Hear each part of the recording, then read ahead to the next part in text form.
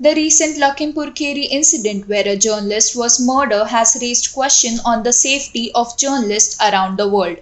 According to a recent report which was published this week by CPJ in its annual Global Impunity Index, no one has been held accountable for the murders of 81% of journalists over the last 10 years. CPJ's Deputy Executive Director said this sends a terrible message for journalism because any government, any criminal gang that wants to silence a journalist can do so for a few $1,000s to hire an assassin.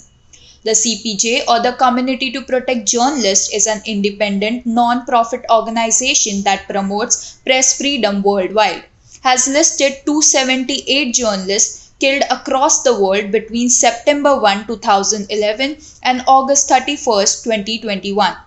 Of these, the report notes 226 murders either remain unsolved or see the perpetrators roaming around free.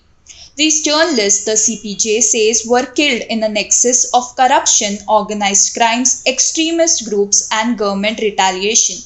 According to CPJ's Deputy Executive Director, impunity is a cancer on journalism. It causes journalists to censor themselves because they live in a fear of their lives if they shine a light into dark places. As long as a killer of journalists is at large, journalism in the country is in danger. According to the index report, Somalia remains the worst country for impunity in journalist killing for the 7th year running, followed by Syria, Iraq, and South Sudan. A shocking fact is that 7 of the countries on the list have appeared every year. India has ranked 12th on the index with 20 unsolved murders recorded.